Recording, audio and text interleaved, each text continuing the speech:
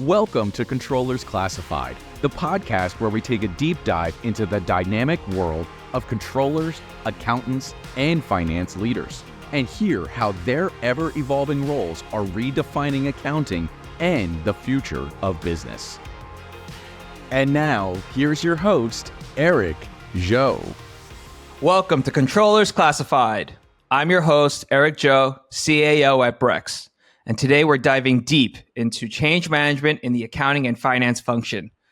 This is something we actually talk a lot about with our customers at Brex, especially in the context of optimizing their accounting close process. And to help me with discussing this topic today, I'm thrilled to introduce Jessica Peng, controller at Invoca, onto the show. Like me, Jessica spent many years in client service prior to transitioning to industry, and she's seen change management in all of its forms, which have shaped her perspective on the topic. Thanks for joining me today, Jessica. Thank you for having me.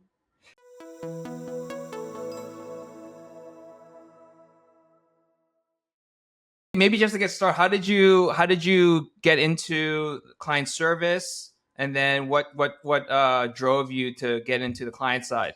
I think it's just as many kind of young accounting students, your kind of dream, you've been told by the people before you to say, hey, get into the Big Four. It's a really good kind of launching pad for whatever else you want to do within accounting. And I felt like I just fell into that track like many other people, like including you. And were you recruited at your school for that Big Four job? That's what happened to me. Like, I was matriculating through my university, and all the Big Four were kind of hosting sessions and trying to recruit. It's actually a little bit more interesting in my case. It kind of yes and no.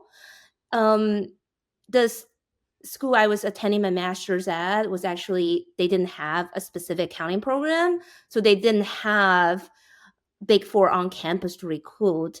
I actually had to go next door to another university that had an accounting program, and actually went there and talked to the people over there, and ended up getting my applications through that way. I grew up in the practice. So I was at Pricewaterhouse for a long time. I spent 11 years there. I spent time East Coast, West Coast. My time was auditing all kind of like multinational big financial institutions. When you were in the Big Four, did you focus on any particular industry?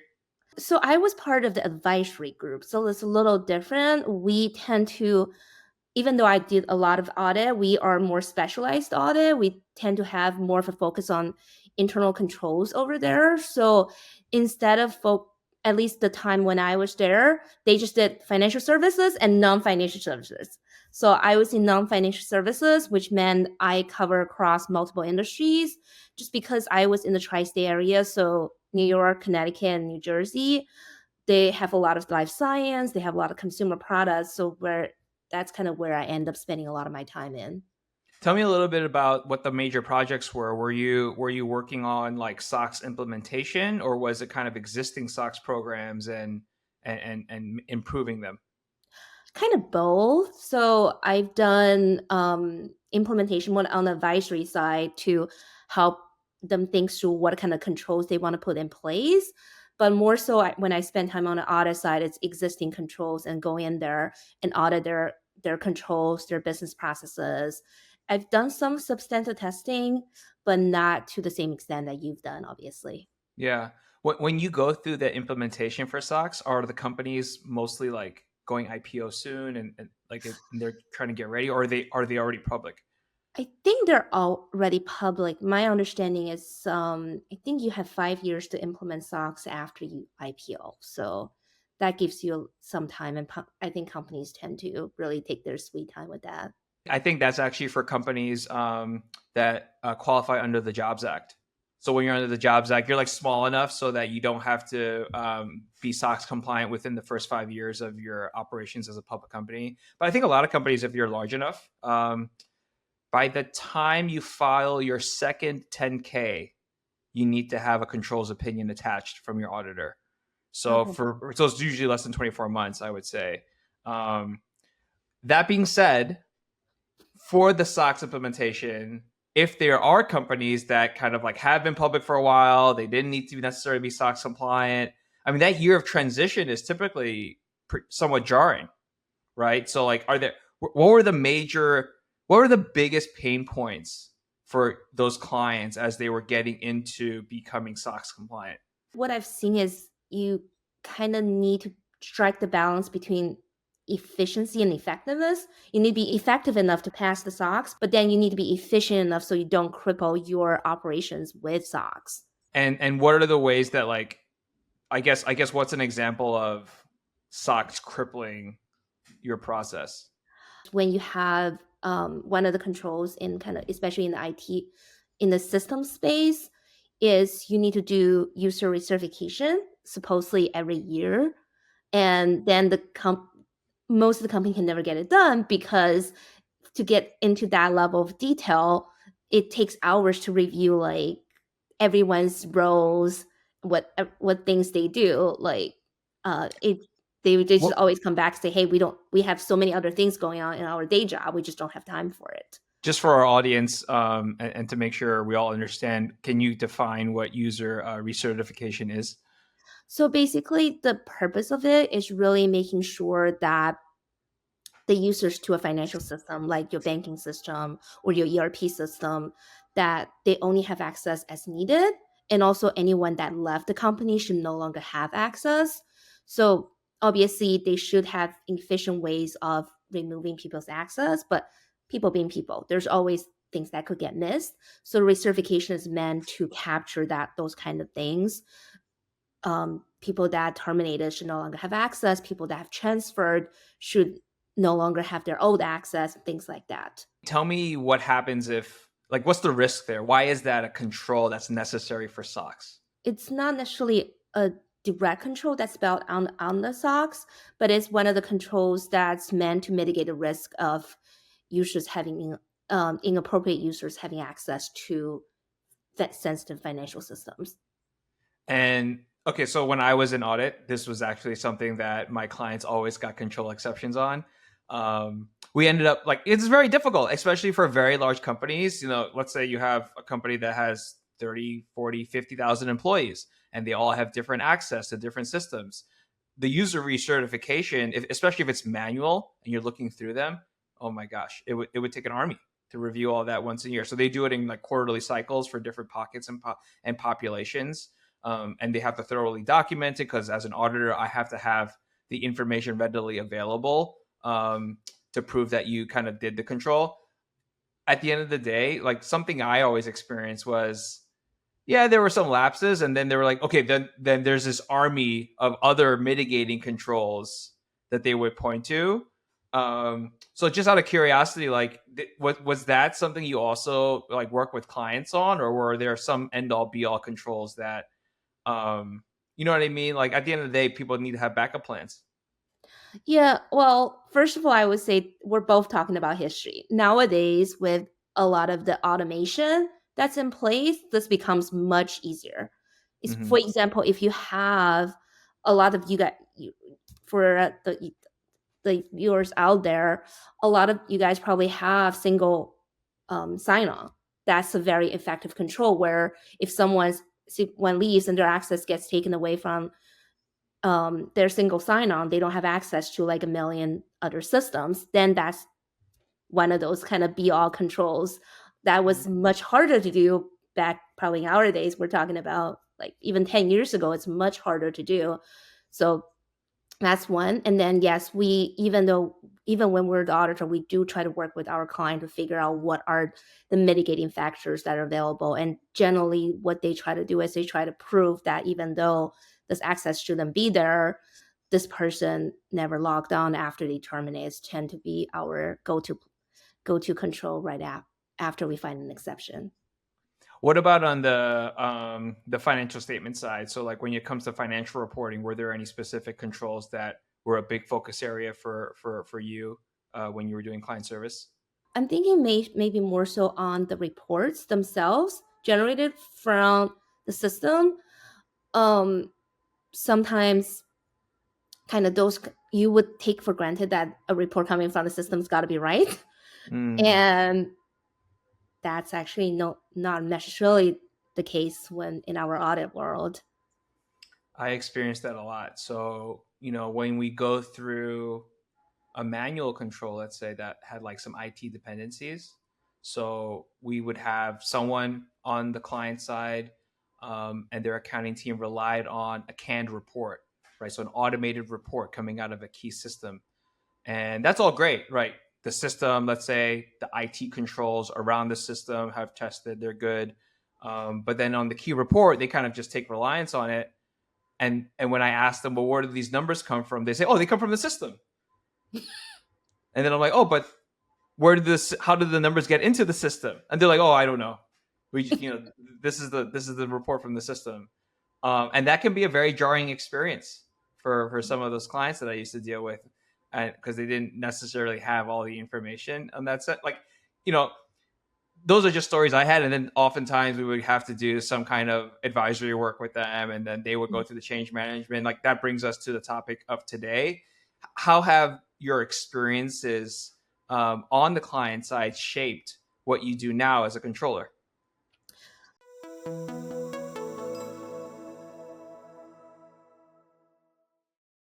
I would say one is having been on the other side, you kind of have a different level of interaction with your current auditors. So a very good example is, if you've never done it, a lot of times people take the words of auditors as God. If they ask for something, they will boil the ocean to provide it. But being on the other side, I generally with questions like, okay, how important is it really? What are you trying to achieve? Is this really something you absolutely need, or is it something that you can take an alternative approach to? I cannot tell you how much that resonates with me. I was an auditor for a long time, and having made many requests of my clients, I didn't appreciate it at the time, but when I made those requests, often I didn't give enough context that would have been valuable to them. Because there are a lot of requests that, I sent out that, I hope I'm not giving away the farm here in case there are other auditors listening, but sometimes those requests are nice to haves. Right. Yeah. It's just, something that if you could give me, I would fill up my audit bucket just a little bit more and make, this audit file a little bit stronger. But will it stop me or my team or my firm from signing the opinion at the end of the audit cycle? There are a lot of requests. I mean, not like everything, almost, I would say probably like 85, 90% of requests are certainly like must-haves, cash confirms, legal letters, things of that nature. But there were always like these follow-on requests that were almost curiosities, almost like just so I can understand and put in the file. And I think there's definitely something to be said there, having been auditors and bringing that flavor to my team so that we can manage the cycle more. Yeah, and another part related to that is, even for the ones that are must-haves, they usually work around it. So kind of keeping in mind what they're looking for, what kind of having a better understanding of what the auditors tend to be looking for, you can better come up with alternatives that probably are just acceptable, but way less taxing on your team. A lot of times what I end up pushing back on is materiality. For example, if they're really trying to reconcile like $100 difference, I'm like, come on, what's your materiality? I know the whole drill with materiality. I know $100 is not going to be important, and therefore we're going to request you to waive it. It's more so on the nice to have side, but with the with kind of the alternative ones, it really comes down to very nitty gritty that I just can't think of off the top of my head, but it tends to happen a lot. And it's always just, it's important to think about what to ask and to think about what they're trying to achieve. Don't take to say, hey, like this, and there's only one way to roam. It doesn't work that way. A lot of times kind of think through, and maybe sometimes even for people that's not necessarily with an audit background, it's important to think about, to ask, say, hey, what are you trying to achieve? Let me walk you through our process. Based on that, is there a way you can request something that's different that will be less taxing? I have one pet peeve for whenever when I conducted audits, by the way, I was guilty of this. Now I know better. If I were to ever go back to that life. But we send these detailed listings for general ledger accounts that are in scope. And then, so it's a bunch of transactions. And then we give them the entire GL listing, right? The roll forward from beginning of the year to the end of the year. And for an expense account, oftentimes there are accruals. And those accruals are really kind of like estimates. And those accruals typically go in and out. So I accrue $1,000 for this particular account at the end of the month. The beginning of the month, I reverse the accrual, and I wait for the invoice to come in to true up the expense. And then what I experience often is the selection of those accruals, and proving out the completeness and accuracy of an accrual can be a little difficult, like discussing that with the auditor. But oh, by the way, these accruals all net out. Like if you add up all the accruals for the year, they all sum up to zero except for the final accrual on like December 31st or whenever your fiscal period year end is. So to me, that's like an example of when the auditor gives you a request, you don't have to kind of go to the ends of the earth to try to meet that request. You can go back to them with questions and also challenge them on whether or not this makes sense. Oftentimes, they don't even know that the amount they selected is an accrual. And so it can actually improve the process as the year goes on, as the years go on in your auditor relationship. So I would always, I tell the team all the time, like when they're asking you something and it's not something that you can pull together and call it 2 to 3 minutes, let's talk about whether or not they're making the right request or whether or not we can go back to them and make some changes. Because I wish that, and this is when I was in client service too, I would change some things that I did. I would always default to, or I should default to, asking for things that the client is already doing. Right? Because like you're a controller now, I'm the CAO at Brex. There are documents and things that we do to ensure all the numbers are correct. They may not be the same as every other company that the auditor looks at, but that's part of their job to learn what it is that we do through walkthroughs and this process, if that makes sense to you. Yeah, I would say kind of two quick advice. One is with those kind of things, when you do have a customized list that you end up providing, it's good to make internal notes that you provide the same thing next year. And then another one is when there's something that you really struggle with, unless it's a new request, ask for what was provided and acceptable the previous year. Chances are they're going to be acceptable again this year. Yeah, I mean, we've had a joke on the podcast from time to time about auditors just kind of looking at the prior year file and doing it again without understanding why.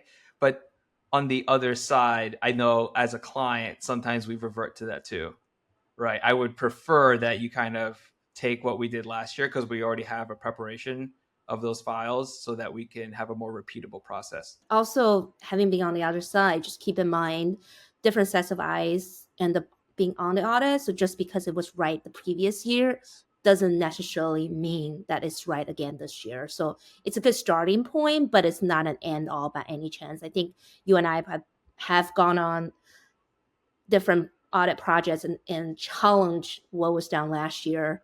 And sometimes just because it was right, it was passed before, it doesn't necessarily mean there wouldn't be things that we would, as auditors, would dig in and find something that got missed. So I agree with that. For viewers to kind of keep in mind.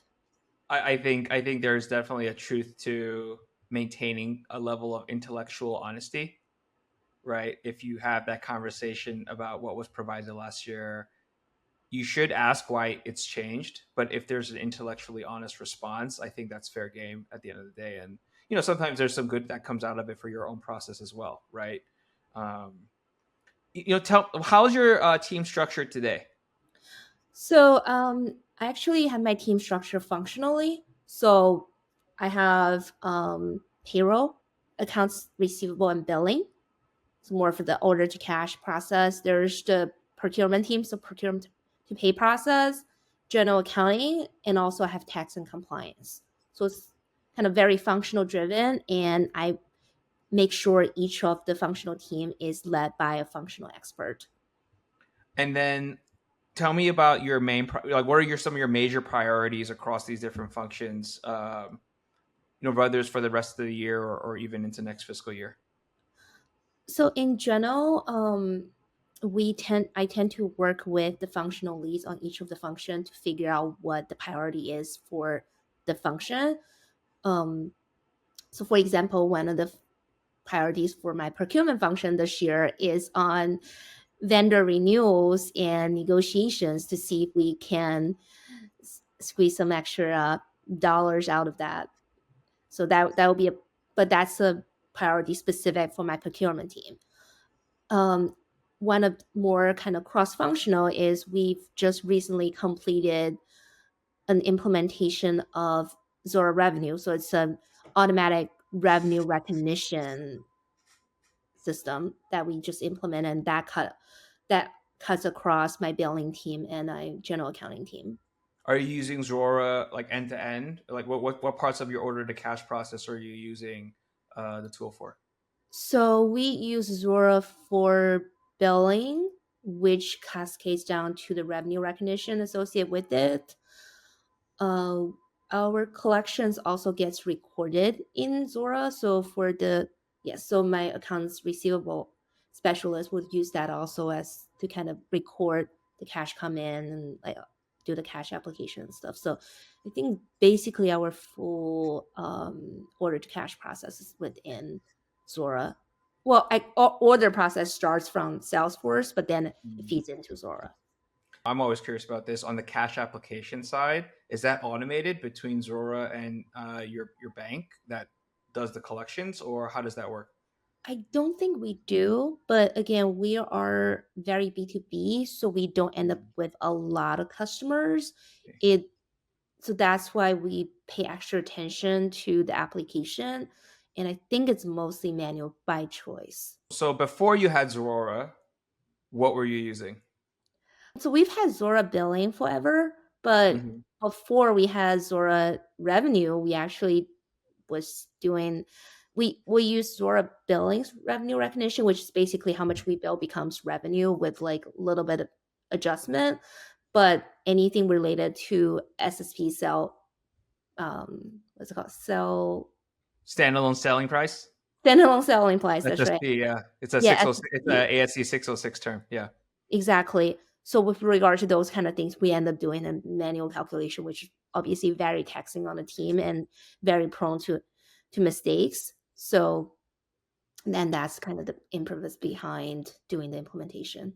So it sounds like you guys were getting a bunch of these kind of like non-standard contracts, and because you're B2B, so any one of these contracts can actually be material to your reporting and your business on a month-to-month basis. So my experience with this, when you have a lot of non-standard contracts, you typically have a big kind of revenue accounting team that's poring over the contracts to look at the non-standard terms and figure out how to account for them. Walk me through the before and after and how you manage that change. Like, and it sounds like a change for the better, but how did you ensure the before, like that? How did you ensure that the after of the implementation was still at a high enough standard for like recording accuracy? So before, what we end up doing is we record during the year just using Z billing with a couple of kind of simple revenue principles, like, oh, if it's subscription, recognize it ratably over the period. If it's like some kind of work order, we recognize it at the end of at the completion. That's kind of just very simple Yeah. terms. And then at the end of the year, after we finish a fiscal year, before we start the audit, we spend a couple like months with one or two people going over the contract and trying to figure out what the special terms mean and what the corresponding adjustment is with Excel files. How did you even find the accounts that were non-standard or had special accounting needs? We do like a reporting search. So if it's luckily a lot of what we do is pretty standard. Like even though we may sell several products, they're all recognized ratably or they're all like duration based. So Sure. those we don't need adjustments. What we need adjustments for are the ones that contain work orders. So we do a search to figure out what those are and do the analysis against across that. Obviously, I help the team kind of put together an Excel template to you do this kind of input and then it calculates. So at least the calculation pieces is automated sort of, but then the identification process still it's pretty manual. You have to manually input all that information, and when you do, mistakes can happen. So then, okay, so now you're doing the automated revenue recognition from Zora. Like, how did that change happen, and how long did it take? So first, it's very long. It's literally 2+ years in the making.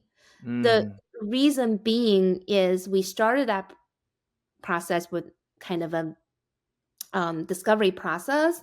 And then we realized that we were not on the most recent version of Zora to allow for transition between Zora billing to Zora revenue. So we had to stop, we had to pause our Z revenue implementation to do an upgrade of Z billing.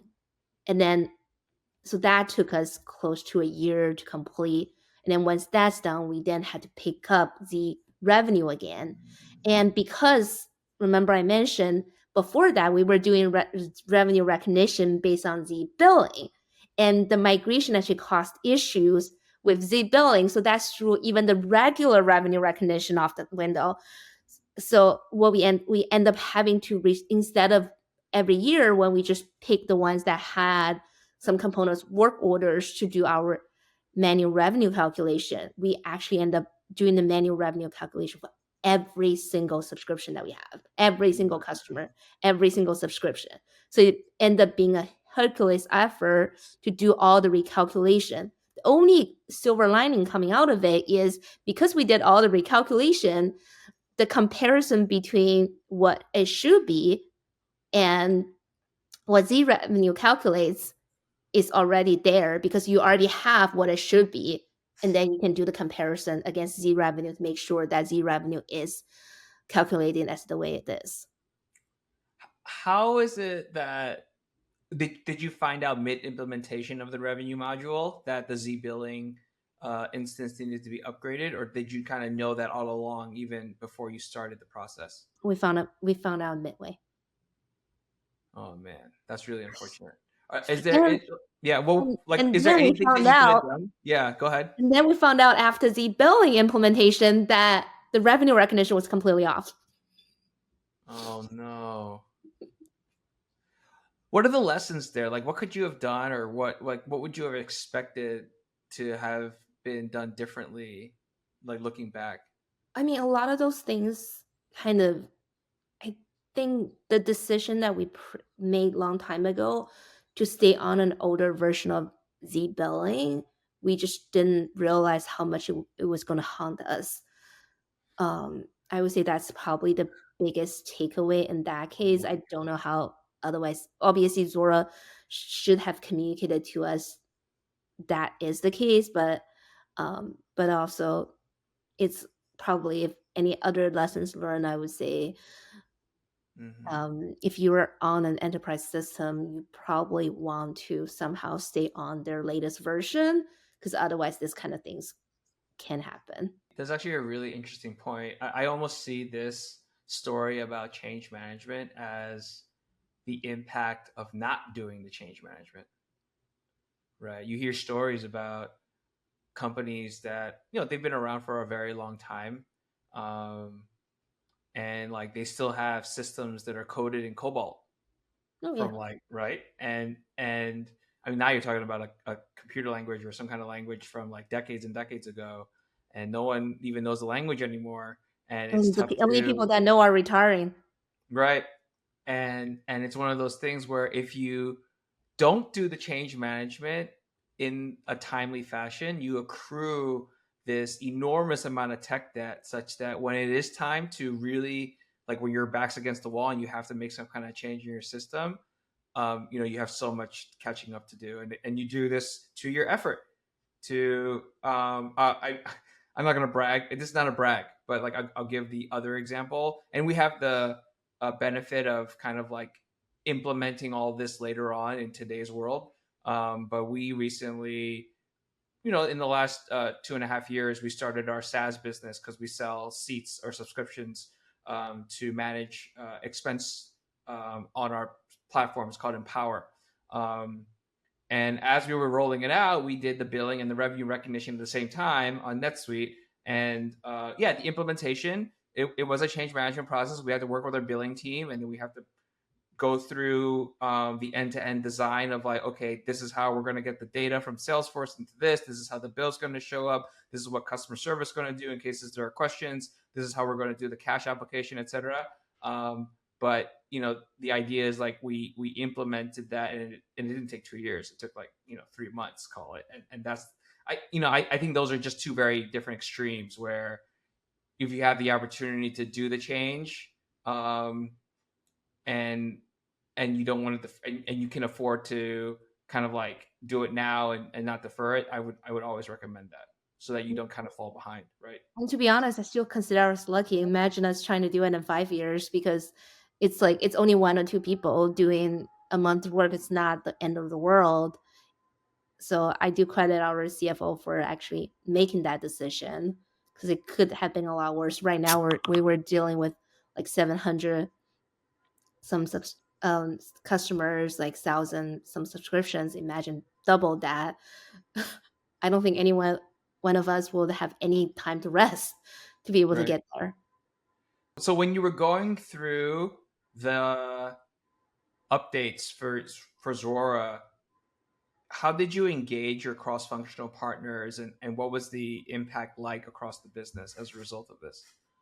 So in terms of this being cross function, obviously the finance team is involved, so they need to be kind of kept in the loop with regard to when we would actually do any kind of revenue changes, because with this kind of implementation, we do anticipate Zora revenues doing it a little bit differently than how we historically did it. We do anticipate like true up, so keeping them in the loop was always important.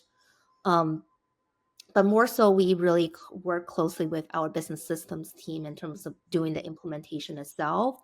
And they're the ones that run kind of project management on our end. So we had like daily stand-up meetings, 1 or 2 hours a day, really having the business system team that will eventually take over managing of the revenue, and then us kind of always on the same page and all kind of doing that in tandem was really helpful.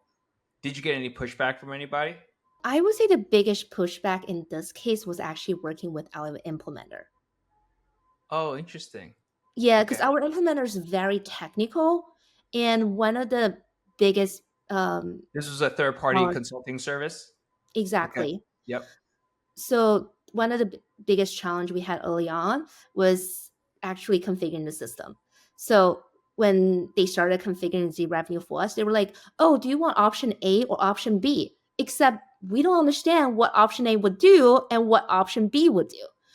And this kept happening. This kind of dance kept happening for, I think we had 2 or 3 weeks of that, with us not able to make any progress. And then I finally like, look, this is not gonna work. We're gonna start with our use cases. We're gonna tell you when a particular scenario happens, we expect this system to behave this way. Let's go over what are the common scenarios and what are the common expected output. And based on that, your business analyst, tell us whether we should choose option A or option B. And that kind of unblocked the whole. Obviously, there were other things, but that was the biggest blocker at the beginning. Yeah, I think, and that's something, I mean, when we talk to our clients, it's like that. When I work with our vendors, it's like that. I think it's always a red flag, by the way, when I talk to a vendor and all they're doing is talking about the features of their system. I think that's a red flag, because that means, the product's the product. I'm looking for a solution to my problem, right? And the features, they're just like it's just like a list of things that it does, but I don't know how exactly it's going to solve my problem. And I think that's where, if I were to give advice to folks that are on the sales side, that you have to find the pain. You have to find what it is that your prospective client, your client is looking to solve. And then you have to connect the dots for them on how it's going to get solved. Because otherwise, you were presented A or B. You're like, well, what does that mean? I don't know how it's going to solve my problem, right? I'm sure we're not the only one dealing with some of those implementers that are very technical.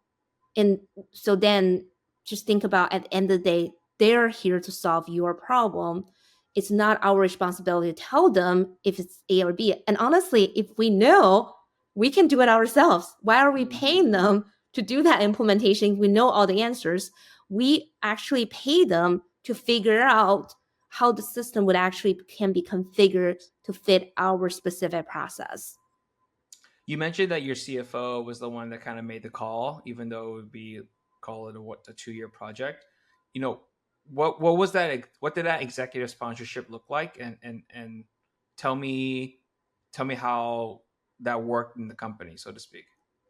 Yeah, so executive sponsorship, obviously at the beginning, it's approving the budget that's needed to kind of do any kind of change management. Obviously, a lot of times it's implementing a new system, but sometimes also potentially upgrading a role or adding a new role. So I would say the first piece is definitely the budgetary support. And honestly, I think that's the biggest piece, especially as we kind of obviously when he first signed off, he didn't know that was going to be a 2-year project either. But also the other piece of executive support is the continuous support of one is you understand when people take on a change management, they will have to make some sacrifices on their day-to-day job. So kind of for the executive team need to understand what that means. It could be like, oh, your month end close is going to be a day late because your team's working on something else. So having that understanding of the implication of change management in terms of not just in terms of on the things being changed, but also the implication in terms of prioritization would be really important. And then the other piece, kind of resource management, obviously there's the initial budget that you approve, but also similarly as we go through the discovery process to understand, oh, some of the things that you might not have planned out, like whether that means, oh, we need additional man hours, we need to go hire a consultant to kind of support this. That's also equally important because you can't expect people to deliver something when they don't have the right resources to support it. So you had real like commitment on this top down. All those, that's obviously, and I've experienced this too. It's really important to do that, especially for such a significant project that's going to take such significant resource, and frankly impacts the company so much because without your billing system and the revenue recognition, you don't have the top line numbers or collections that you need to actually be a business.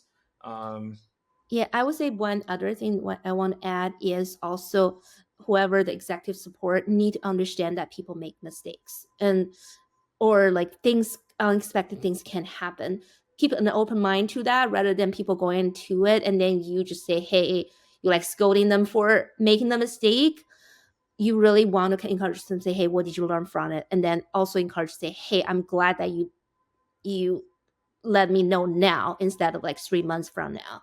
I remember an old audit partner who had a famous saying says, bad news doesn't get better with age. And I think it's super important to keep that in mind.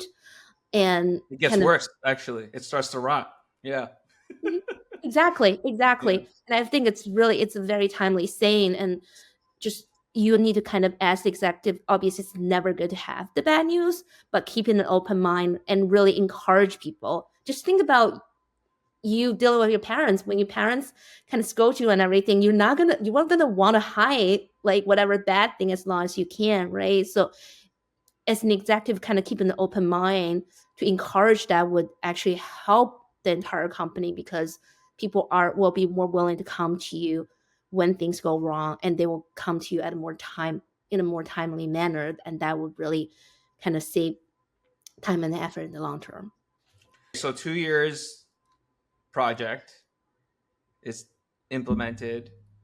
I'd love to understand if it solved everything or what are the things that are still hanging after the implementation. I would say with more automation, it's in general, it's obviously better. But then that also means sometimes before that, when obviously you're always going to have anomalies, right? Your sales people always have to come up with creative ideas to sell the product. But sometimes that creates kind of downstream effect of billings that before when that kind of things happen, billing just does whatever to kind of maneuver. And now you have a revenue system that's sitting further downstream, that something that you on the billing side now cascades down to create anomalies on your revenue side. And so before that, maybe the impact wouldn't be as big. When you do this kind of maneuver, now it's bigger because that creates anomaly on the revenue side that you now have to catch and adjust accordingly. This sounds like one of those situations where actually when you're working in Excel, the system, which is spreadsheets, it's so flexible that every single instance that you run through your system, you can handle in Excel. Yeah. But when you automate it, even though you save time individually for every single one because you're not doing the manual work, whenever there is a one-off, it takes extra time to kind of configure that one contract in the system or to do a separate process, et cetera, right? Because you're not used to it anymore. Like, is that the right way to think about it? Yeah, absolutely. You never should automate in a way that doesn't allow us exceptions. It's the best way I would describe it. Yeah, that makes a lot of sense. So having been in client service, and there's oftentimes a kind of persona that I've experienced from those people who are in client service, and now that you are managing your own team of accountants and doing the controllership, I'm curious, like, how you think about team management and what's your definition of a high performing team. That goes back to how much I think Big Four really shapes, and I think it's in a really good way. One is encourage people. You a lot of times you encourage your team members to step up. Um, so that means maybe I have my even just kind of accountant managing our accounting intern, right? So Mm. like they were like, oh yeah, I don't have manager in my title, but guess what? Now you have a junior team member that look up to you, and kind of you're gonna be their go-to person. So I think this part of encourage people to step up really comes from the Big Four culture. And then the other part is we're really just with that also it's helping your team career pathing, kind of seeing for individual team members where do you want to go and figure out a way to try to accommodate that. With that said, obviously if you have a job that needs to be done first, but keeping in mind where they want to go to help work with them collaboratively on their career can really go a long way in terms of retention, but also in terms of people willing to not just do 80%, to do give you 100, even 120%, because when you think you have their best interest at heart, they will kind of will do more. They will also go above and beyond. I often think about my team, obviously from a perspective of getting our deliverables accomplished. So we have tasks every month, we have reporting, we have week to week stuff. But another thing I always stress is giving everyone stretch opportunities. I always want to have some kind of stretch opportunity for every single person on the team because they need to be able to upskill themselves. They need to be able to, um, grow their career. I want that for them. I don't expect any of them to be in the same job that they're in, call it 2 years from now. Um, and so that to me is like how I try to drive a high performing culture, if that makes sense. And I will say one other thing. The thing that happens is, well, when that happens, they'll expect a promotion, or they'll expect because they've exceeded expectations, right? If they hit a stretch goal, then it's something that they put on their performance review or self review over the past year, and that's the one thing. So there is often this sense that I'm in this role for 2 years, so I have to be ready that in 2 years I have to find someone else. And so that's but I'd rather have that and get kind of the next best athlete, so to speak, in the seat, and hopefully that person matriculates, maybe hopefully gets promoted within the team, but oftentimes it's actually somewhere else in the company. I had that too, like accounting folks go into finance, or even some go to our credit team here in other areas, and I really enjoyed that in this role at Brex. Absolutely. But on the other hand, another thing I learned kind of contrary to that is it's really dependent on what they want. I have to obviously have team members like exactly like you said, like want to get the next step, want to go next level, but there's also team member who's happy with where they are. And I think as long as they are concrete, they're still delivering. that's not necessarily a bad thing. It's the stretch goal is good, but only in terms of the things that they enjoy doing. I've had one team member who's like really enjoys billing, but I was like talking about stretch goal, say, hey, let's billing and collections kind of go side to side. And he's like, no, I don't want anything to do with collections. And sometimes you need to respect that. I agree with that. It's definitely a balancing act in terms of managing your team and the different personnel that you have. Um,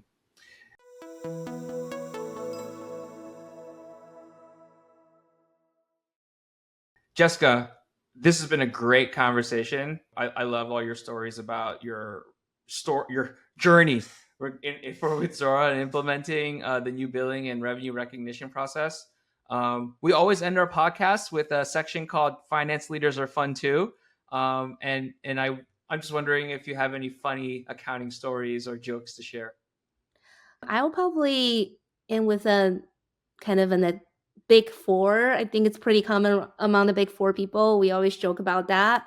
And actually, kind of there's reality to that is whenever you tell people that you work for an accounting firm, they automatically ask you tax questions. Even though like a lot of us don't even do our own tax return just for perspective. They ask you tax questions. They assume you do tax returns. Okay, yeah, I'm Chinese too, right? And I know you're Chinese. And when I told my parents that I was going to join Pricewaterhouse, first of all, they've never heard of PricewaterhouseCoopers, and then I was like, and they're like, oh, what is that? And I'm like, oh, it's an accounting firm, and they're like, you're going to do taxes? I'm like, no, I'm going to look at the financials for a company, and then I'm going to make a report and all that. And they're like, yeah, that's the tax return that I get every year from my CPA. And I'm like, okay, yeah, I'm going to do taxes. and sometimes I just, it's not worth talking about it with my parents. I mean, now they know, like almost 20 years down the road, like they understand that it's a little bit different. But that's funny. I think it sounds like it's pretty common across all big four that we run into that. And even though if you look at just big four accounting firm, tax is like 30% of what they do. Yeah, somehow I mean, it's not that insignificant, but it's definitely, yeah, for sure. yeah, that represents 100% of that. Yeah. Jessica, thank you very much for joining the show today. Really enjoyed talking to you, and thank you for all your insights. Thank you for having me.